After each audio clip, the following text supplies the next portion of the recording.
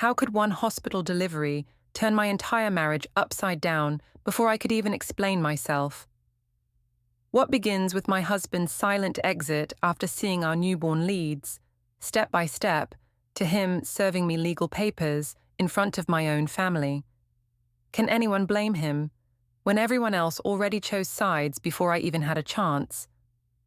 The fluorescent lights in the delivery room at Riverstone Medical Center cast everything in harsh white, but nothing could have prepared me for the silence that followed my son's first cry.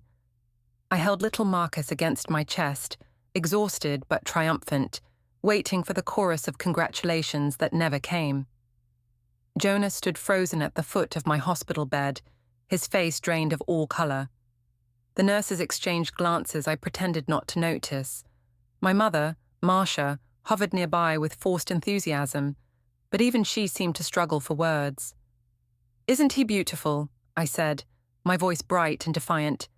"Look at those perfect little fingers." The baby's skin was a warm caramel tone, several shades darker than either Jonas or myself. In the harsh hospital lighting, the difference was impossible to ignore. Jonas finally moved closer, his steps mechanical. "Mireya," he said quietly, "we need to talk." "What's there to talk about?" I snapped, pulling Marcus closer. "Your son is healthy and perfect. That's all that matters." Dr. Richardson cleared her throat diplomatically. "Sometimes babies can appear darker right after birth due to various factors. The skin tone can change over the first few weeks." I seized on this lifeline gratefully. "See, you're overreacting, Jonas. Stress during pregnancy can cause all sorts of unusual things. I read about it online."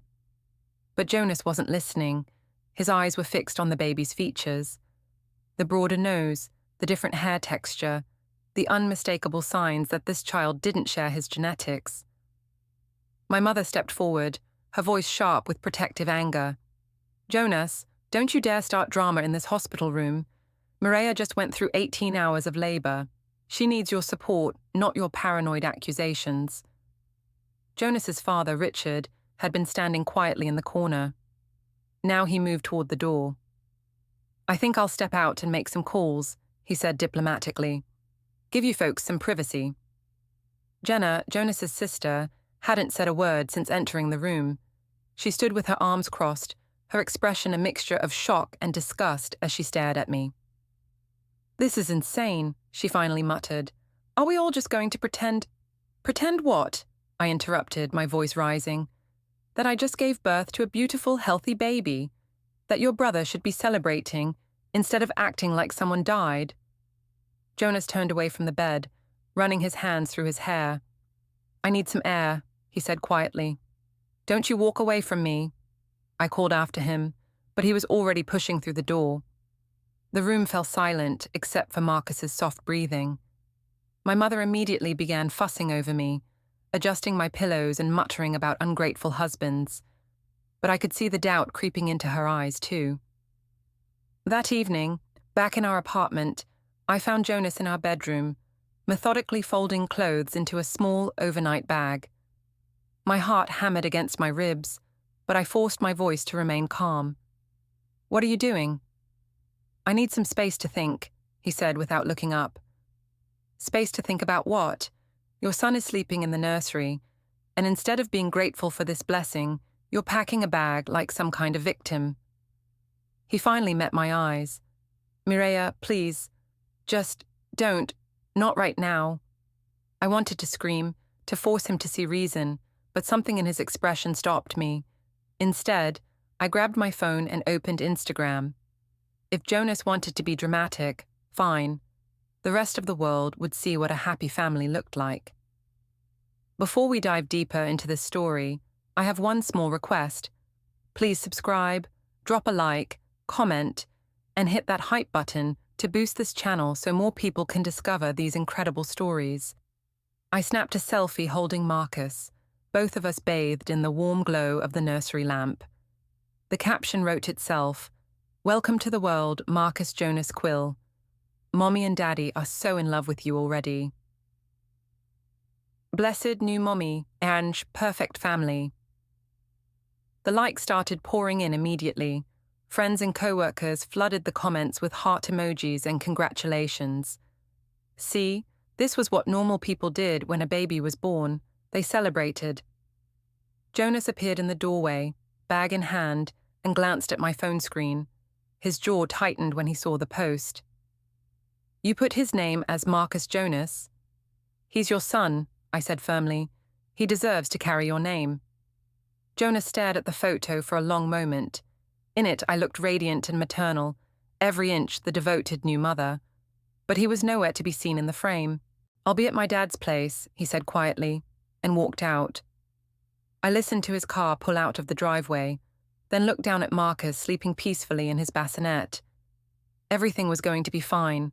Jonas just needed time to adjust to being a father. Men always panicked at first. It was completely normal. But as I scrolled through the comments on my post, I noticed something that made my stomach clench. Several of my co-workers from Cargo Bridge Logistics had liked the photo, but Derek Kambua wasn't among them. In fact, Derek hadn't liked any of my posts in the past 2 weeks. That was strange. Derek usually liked everything I posted. Returning to work at Cargo Bridge Logistics after maternity leave felt like walking into a minefield. The congratulations were there, but they came with searching looks and carefully worded questions.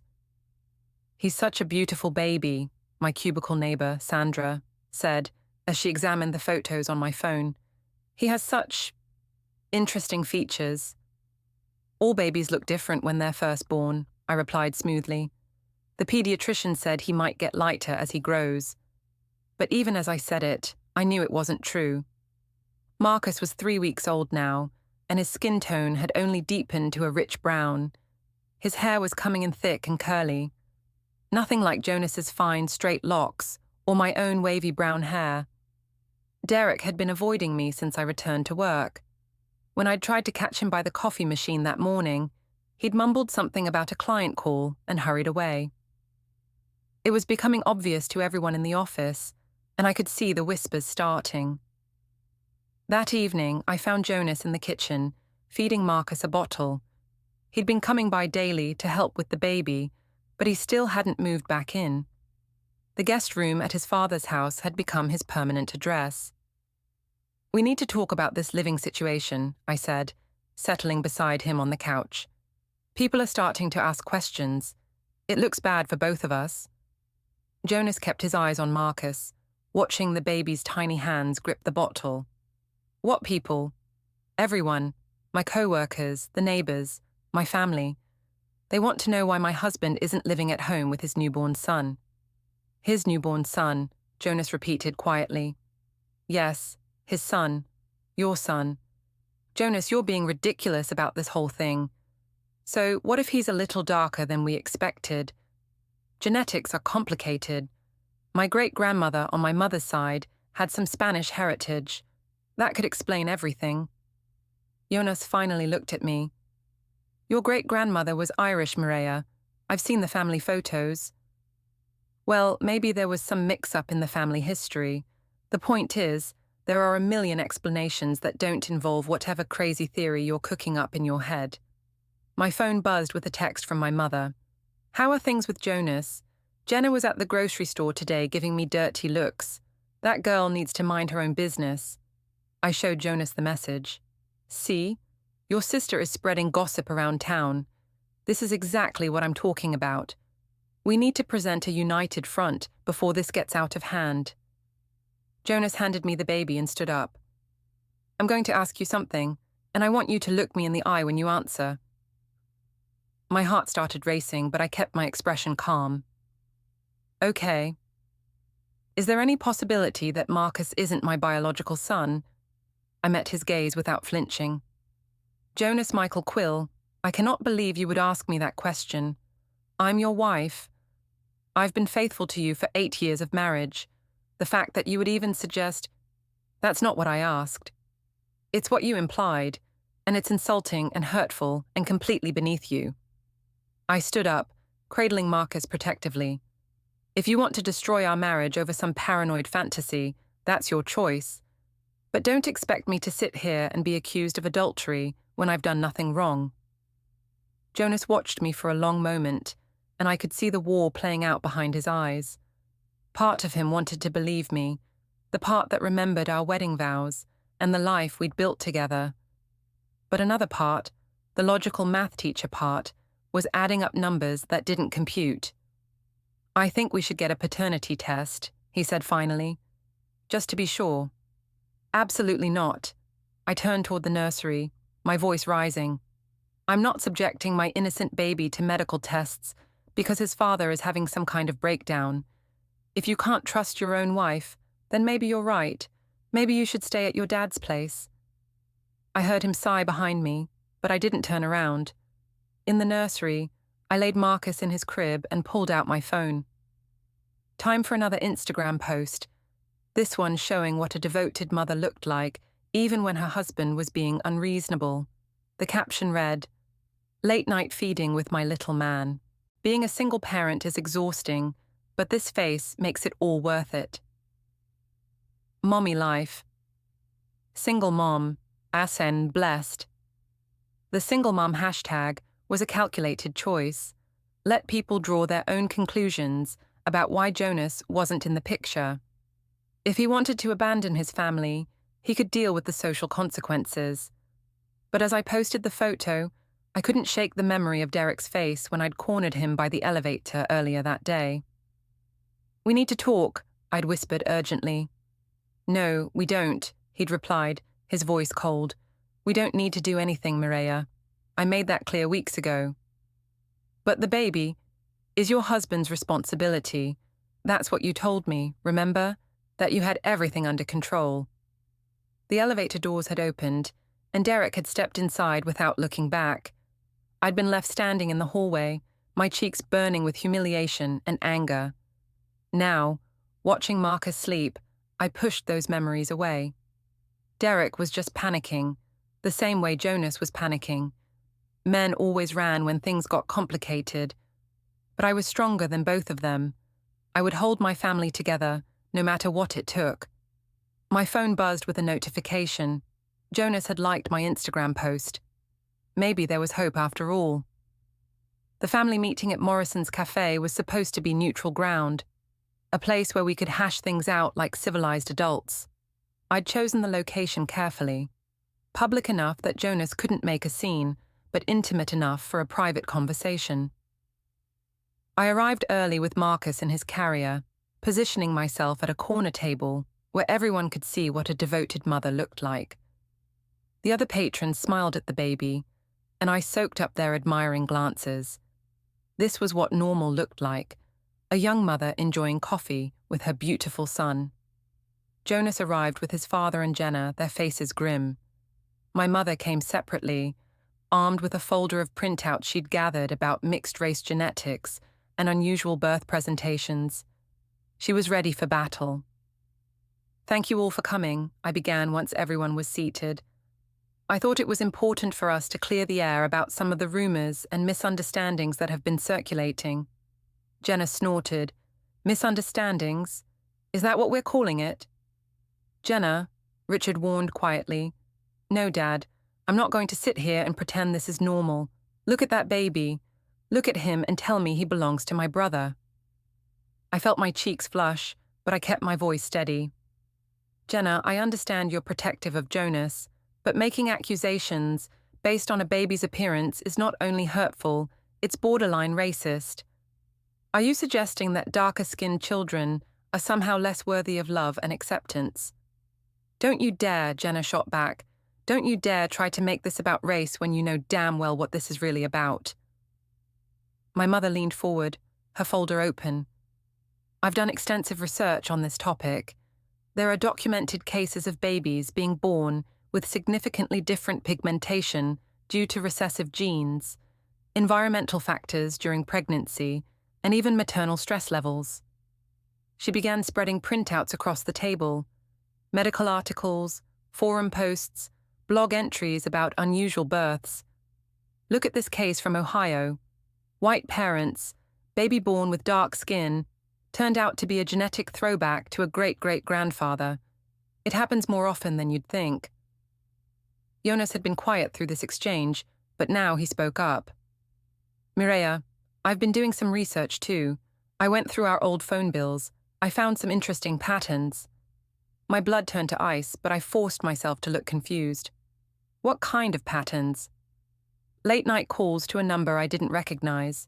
Calls that lasted for hours, always when I was at school or grading papers. Would you like to explain those? I talk to lots of people, Jonas. I have friends, co-workers, family members. I'm not going to account for every phone call I've made in the past year. The number belongs to Derek Kambua. The cafe seemed to go silent around our table. Even Marcus, who had been gurgling contentedly in his carrier, went still. Derek is a co-worker, I said carefully. Sometimes we discuss work projects after hours. There's nothing unusual about that. Work projects, Jonas repeated, at 11 p.m. on a Saturday night, for 3 hours. Jenna leaned back in her chair, her arms crossed. This is unbelievable. She's still lying, even now. I'm not lying about anything. My voice rose, and several other patrons turned to look. I'm being interrogated and accused by my own family based on phone records and conspiracy theories. This is insane. Richard cleared his throat diplomatically. Perhaps we should focus on what's best for the child, regardless of the circumstances. Marcus needs stability and support from both parents. Thank you, Richard, I said gratefully. That's exactly what I've been trying to say. Whatever issues Jonas and I need to work through, they shouldn't affect our son's well-being. Our son, Jonas said quietly. You keep saying that. Because it's true. Then you won't mind taking a paternity test. I've already told you, I'm not subjecting an innocent baby to medical procedures because it's a simple cheek swab, Mireya. If you're telling the truth, it would clear up everything. I looked around the table at their faces. Jonas's quiet determination, Jenna's open hostility, Richard's diplomatic concern, my mother's fierce protectiveness. They were all waiting for my answer. The fact that you're even asking proves that our marriage is already over, I said finally. A husband who truly loved and trusted his wife would never— Oh, for crying out loud, Jenna interrupted. Just take the damn test. Don't you raise your voice at my daughter, my mother snapped. She's been through enough without being bullied by— The argument escalated quickly, voices rising as the accusations flew back and forth. Other cafe patrons were openly staring now, some pulling out their phones to record the drama. I felt exposed, humiliated, trapped in a nightmare of my own making. And then, as if the universe was determined to destroy me completely, Derek Kambua walked through the cafe door. He was with a woman I didn't recognize. Tall, blonde, laughing at something he'd said. They moved toward a table on the far side of the restaurant, but Derek's eyes found mine across the crowded room. The blood drained from his face. Jonas followed my gaze and saw Derek standing frozen by the hostess station. The pieces clicked together in real time, and I watched my husband's expression shift from suspicion to certainty. I need some air, I said quickly, grabbing my purse. But Jonas was already standing. Actually, I think I'll join you. We walked outside together, leaving Marcus with my mother and the rest of the family staring after us. Derek had apparently made the same decision, because he was waiting on the sidewalk, his hands shoved deep in his pockets. This is awkward, Derek said, trying for casual and failing completely. Is it? Jonas replied. His voice was deadly calm. I don't think it has to be. In fact, I think this might be exactly what we needed. I stepped between them, my heart hammering. Jonas, let's just go home and talk about this privately. No, he said, his eyes never leaving Derek's face. I think Derek and I should have a conversation, man to man. Don't you think that's appropriate, Derek? Derek glanced at me, then back at Jonas. Look, man, I don't want any trouble. Trouble? Jonas pulled out his phone and started recording. Why would there be trouble? Unless there's something you want to tell me. Jonas, stop, I hissed. You're making a scene.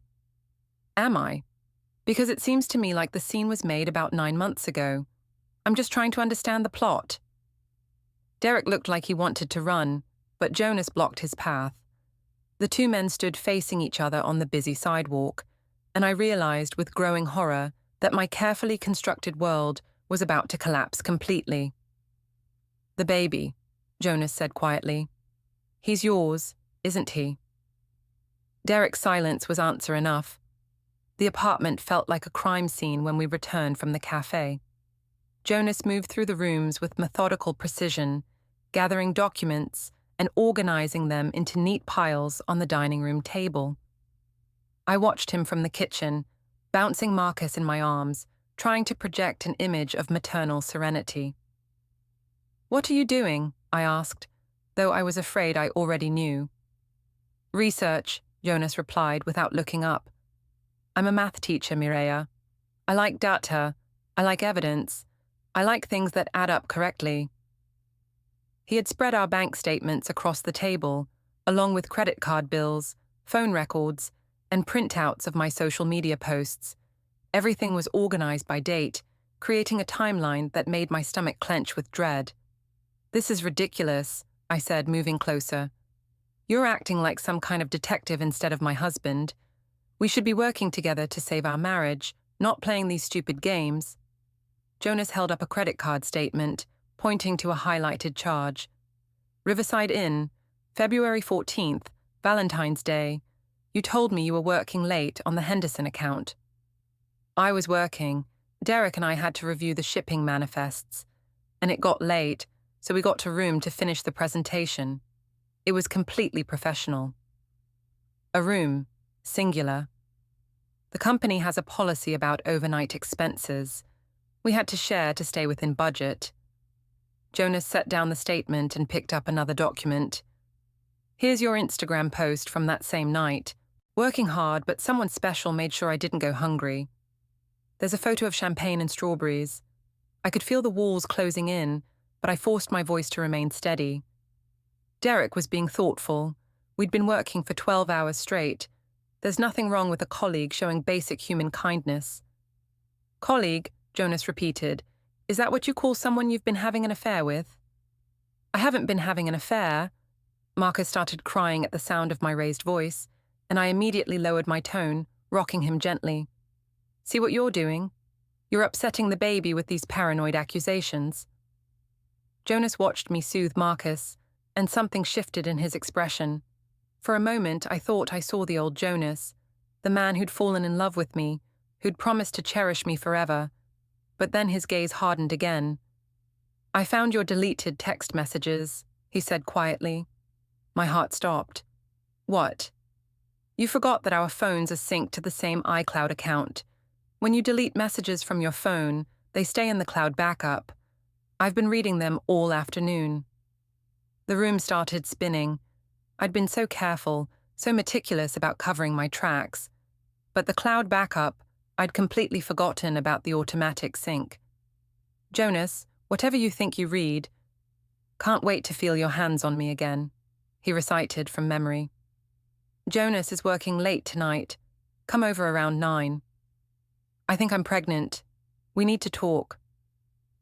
I set Marcus in his bouncer and moved toward Jonas, my hands outstretched. "Baby, please, let me explain. It's not what you think." "Then what is it?" I searched desperately for words that could make this right, some explanation that could salvage the wreckage of our marriage. "I was lonely, Jonas. You were always working, always grading papers or planning lessons. I felt invisible in my own marriage. Derek paid attention to me. He made me feel special, appreciated. It wasn't supposed to happen, but it did happen. It was a mistake, a terrible, stupid mistake. But it's over now. It's been over since I found out I was pregnant. I chose you, Jonas. I chose our family." Jonas laughed, but there was no humor in it. "You chose me? After carrying another man's child for 9 months? After lying to my face every single day?" "Marcus could still be yours," I said desperately. The timing was close. We were still intimate around the time he was conceived. Were we?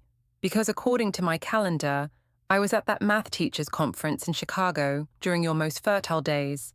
Remember? You said you were sick and couldn't come with me. I remembered, I'd spent that weekend at Derek's apartment, telling myself it would be the last time, that I would end things and recommit to my marriage. Instead, I'd gotten pregnant.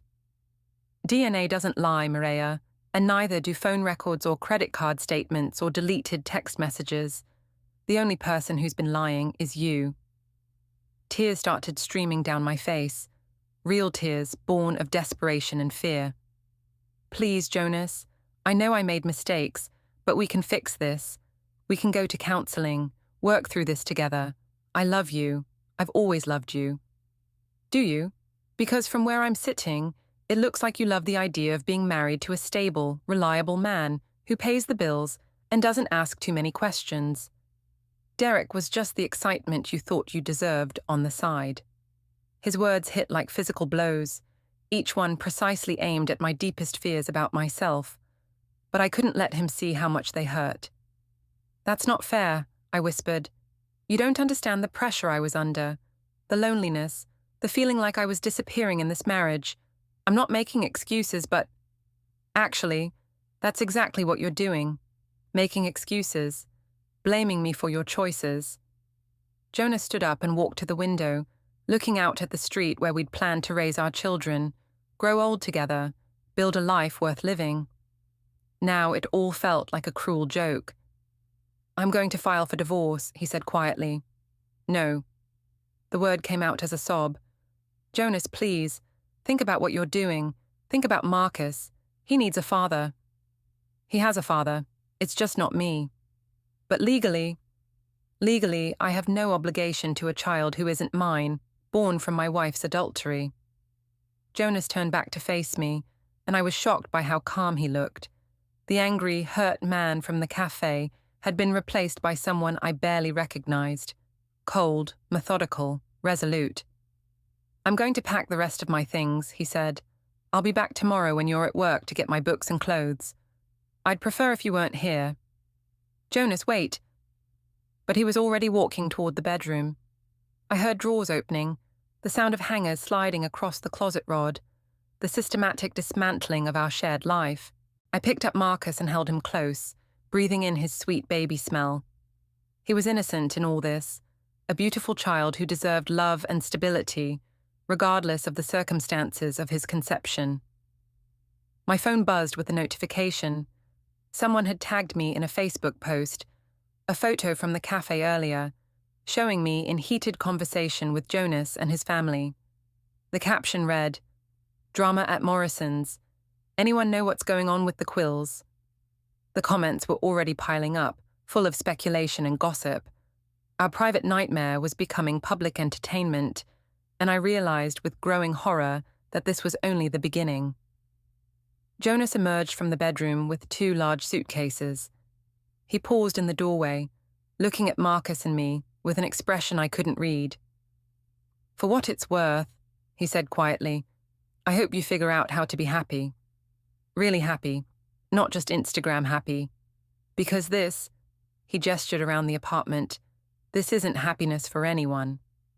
And then he was gone, leaving me alone with the baby and the wreckage of everything I'd destroyed. The business card was crisp and expensive looking. Levine and Hart, family law attorneys. I found it tucked between Jonas's math textbooks when I was searching his abandoned study for anything that might give me leverage. My hands shook as I dialed the number. "Levine and Hart, how may I help you?" "Hi, I'm calling about Jonas Quill. I believe he's been meeting with someone at your firm." "I'm sorry, but I can't discuss client matters. Are you looking to retain our services as well?" I hung up quickly, my heart racing. Jonas wasn't just threatening divorce, he was actually doing it. Moving forward with legal action while I was still hoping we could work things out. That afternoon, I called in sick to work and drove to the law office. It was housed in a gleaming downtown building, the kind of place that charged premium rates and delivered results. Through the lobby windows, I could see Jonas sitting in a conference room with an older woman in an expensive suit. Documents were spread across the table between them. I waited in my car for 2 hours until Jonas emerged. He looked different, purposeful, determined. Gone was the hurt, confused man who'd packed his bags 3 weeks ago. This version of Jonas scared me. That evening, he showed up at the apartment with an envelope. "Legal separation papers," he said, handing them to me. "I need you to sign them." I stared at the thick packet of documents, my vision blurring with tears. "Jonas, please, can't we try counseling first, for Marcus's sake?" "Marcus isn't my son, Mireya. The DNA test confirmed it." My blood turned to ice. "What DNA test? I never agreed to—" "I didn't need your permission. I collected samples from his bottles and pacifiers. The lab was very discreet." "That's illegal. You can't just—" "Actually, I can. I consulted with my attorney about the legality. Since I'm listed as the father on the birth certificate, I have the right to verify paternity." He pulled out a folder and extracted a single sheet of paper. The letterhead read, "Precision Genetics Laboratory." The results were stark and undeniable. Probability of paternity, down 0.0%. "You had no right," I whispered, but even I could hear how weak it sounded. I had every right, just like I have every right to divorce my unfaithful wife and remove myself from financial responsibility for another man's child. The clinical way he spoke about Marcus, like he was a problem to be solved rather than a baby who'd spent the first month of his life being held and fed by the man he thought was his father, broke something inside me. "How can you be so cold?" I demanded. "You held him, Jonas. You fed him bottles, changed his diapers, sang to him. How do you just turn that off?" For the first time since entering the apartment, Jonas's composure cracked slightly. "You think this is easy for me? You think I don't care about that baby? I spent weeks falling in love with a child I thought was mine. But he's not mine, Mireya.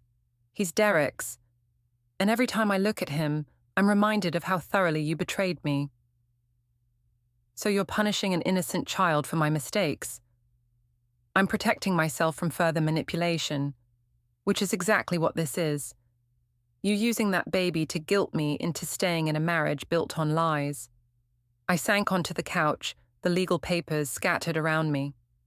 "What do you want from me, Jonas? An apology? Fine, I'm sorry. I'm sorry I had an affair. I'm sorry I lied.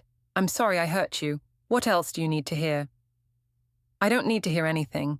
I need you to sign those papers so we can both move on with our lives.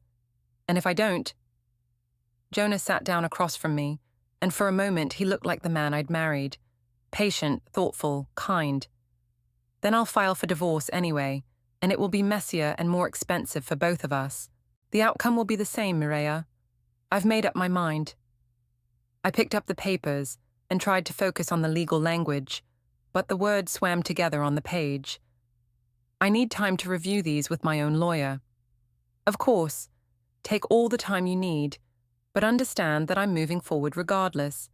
I've already filed the initial paperwork with the court." "You what?" "Divorce proceedings are a matter of public record.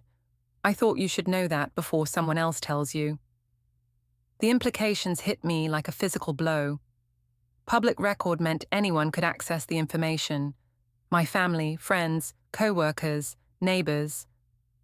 The carefully maintained facade of my perfect marriage was about to crumble in the most humiliating way possible. "You're destroying my reputation," I said desperately. People will think what they think. I can't control that. And frankly, I don't care anymore." Jonas stood up and moved toward the door. "I'll be staying at my dad's place until this is resolved. You can reach me through my attorney if you have questions about the paperwork." "Jonas, wait." I followed him to the door, Marcus in my arms. "Look at him. Look at your son." "He's not my son." "But you love him. I know you do. I've seen you with him." Jonas paused with his hand on the doorknob. For a moment, I thought I'd reached him. Then he turned back to me with an expression of such profound sadness that I almost wished he'd stayed angry. "That's the cruelest thing about all this, Mireya. You're right, I do love him, but love isn't enough to build a life on lies. And staying in this situation would be a disservice to all of us, including Marcus." After he left, I sat in the empty apartment, holding Marcus and staring at the legal papers. My phone had been buzzing constantly with notifications, Facebook tags, Instagram comments, text messages from friends who'd heard rumors. I opened my laptop and searched for Jonas's divorce filing. There it was, in black and white on the county court website. Quill versus Quill, dissolution of marriage. The filing listed adultery and irreconcilable differences as grounds for divorce. Within hours, screenshots of the filing were circulating on social media. My phone rang constantly, friends fishing for gossip, family members demanding explanations, reporters from the local newspaper asking for comment. I turned off my phone and closed the laptop, but I couldn't shut out the reality of what was happening. Jonas wasn't bluffing. He wasn't having a breakdown or acting out of temporary hurt and anger. He was methodically, legally, permanently removing himself from my life. And the worst part was, I was beginning to realize that he was right to do it. The family dinner at my mother's house was supposed to be a show of support, a united front against Jonas's unreasonable demands. Instead, it felt like a war council, planning a battle we'd already lost. "He's being vindictive," my mother declared, slamming a casserole dish onto the table. "Going after a new mother like this, making everything public, it's cruel and unnecessary." My sister Carmen nodded in agreement. "You made a mistake, Mireya, but everyone deserves a second chance. Jonas is acting like he's perfect, like he never did anything wrong in 8 years of marriage." I wanted to agree with them, to let their righteous anger fuel my own sense of victimhood. But sitting there holding Marcus, watching my family rally around me with the same blind loyalty that had enabled my worst impulses, I felt something I hadn't experienced in months: shame. "Maybe he's not wrong," I said quietly. The table went silent. "What did you say?" my mother asked. "Maybe Jonas isn't wrong to divorce me. Maybe I don't deserve a second chance." Carmen stared at me like I'd grown a second head. "Mireya, don't say things like that. You're just feeling guilty because I had an affair and got pregnant with another man's baby," I finished. "Because I lied to my husband's face for months. Because I let him fall in love with a child that wasn't his." "You made mistakes," my mother said firmly. "But that doesn't mean you should lose everything. Jonas took vows too. For better or worse, in sickness and in health. This is the worst part, and he's failing the test."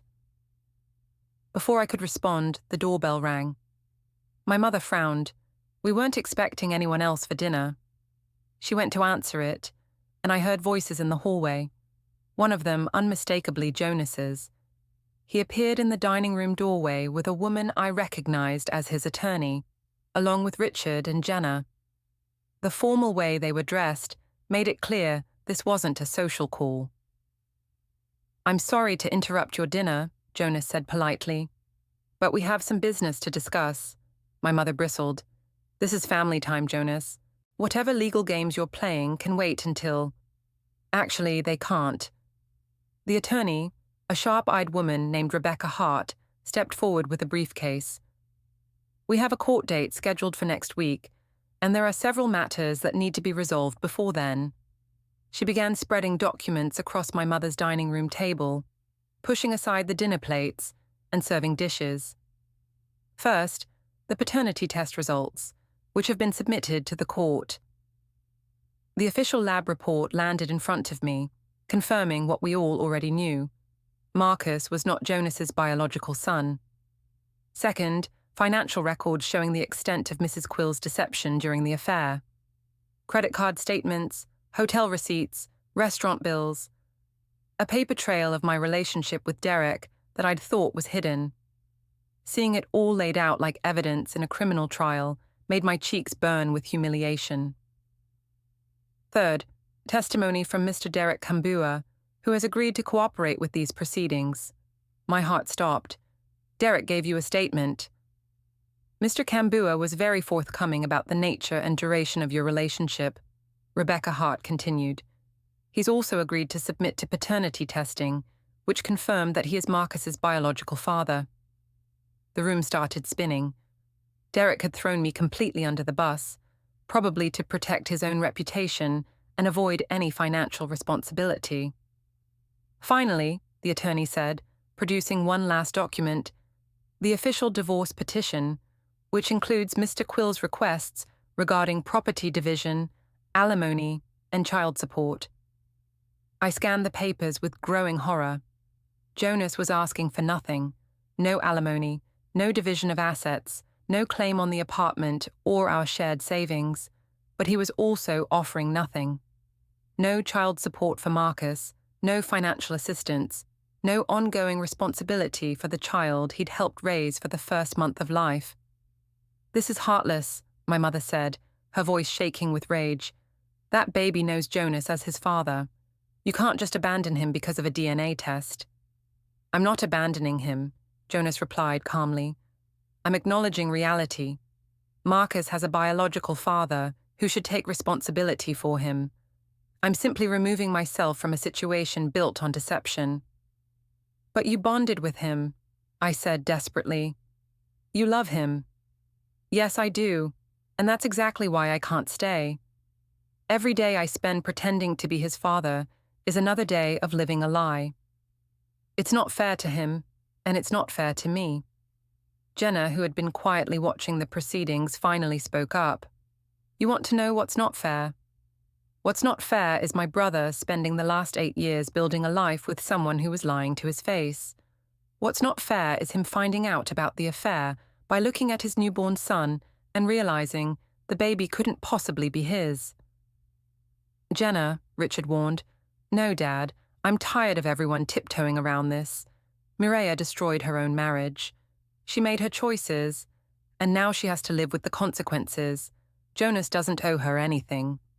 The attorney cleared her throat diplomatically. "If Mrs. Quill is willing to sign the divorce agreement, this can all be resolved quietly and quickly. If not, we'll proceed to trial, which will be more expensive and more public for everyone involved." I looked around the table at the faces surrounding me, my family's fierce loyalty warring with Jonas's quiet determination, the legal documents that would officially end my marriage scattered between the dinner plates. "I need time to think," I said finally. "Of course," Rebecca Hart replied, "but I should mention that we have a mediation session scheduled for Friday morning. The court will expect a response by then." After they left, my family rallied around me with renewed fury, calling Jonas vindictive and heartless, promising to fight the divorce with their own lawyers. But their words felt hollow now, like echoes in an empty room. That night, I sat in Marcus's nursery, feeding him his bottle and thinking about the man who had assembled his crib, painted the walls, and spent hours reading parenting books in preparation for his arrival. Jonas had been so excited about becoming a father, so determined to do everything right. I had stolen that from him. I had taken his joy, his trust, his future, and replaced it with betrayal and humiliation. My phone buzzed with a text message from an unknown number. "Saw the court filing online. You got what you deserved. A friend." More messages followed throughout the night, some supportive but many cruel. Screenshots of my social media posts were being shared with mocking commentary. The perfect family image I'd worked so hard to maintain was being dissected and ridiculed by strangers on the internet. By morning, I knew what I had to do. I called Rebecca Hart's office and scheduled a meeting. When Friday arrived, I walked into the mediation session with signed divorce papers and a statement I'd prepared. "I want to apologize," I said, looking directly at Jonas for the first time in weeks. "Not because I think it will change anything, but because you deserve to hear it. I betrayed you in the worst possible way.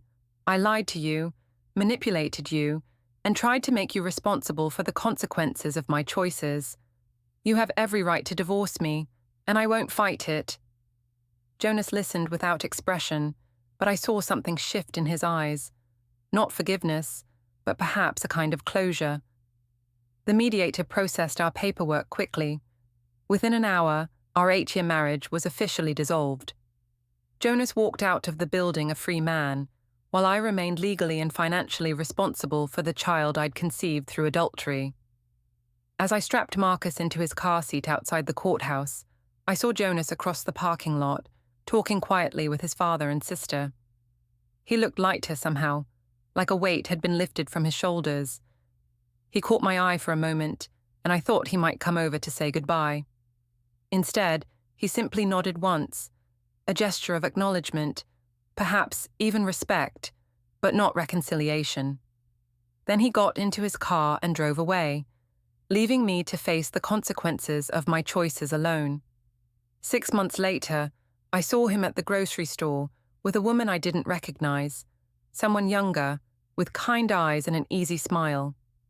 They were laughing together over something in their shopping cart, and Jonas looked genuinely happy for the first time in years. I ducked down the next aisle before he could see me, Marcus babbling contentedly in the shopping cart. My son would grow up without the man he'd briefly known as father, but perhaps that was for the best. Jonas deserved happiness, and I had forfeited any right to be part of that equation. As I watched them leave the store together, I realized that Jonas had won after all, not through revenge or cruelty, but through the simple act of choosing his own dignity over my manipulation. He had reclaimed his life, while I was left to build a new one from the wreckage of my own making.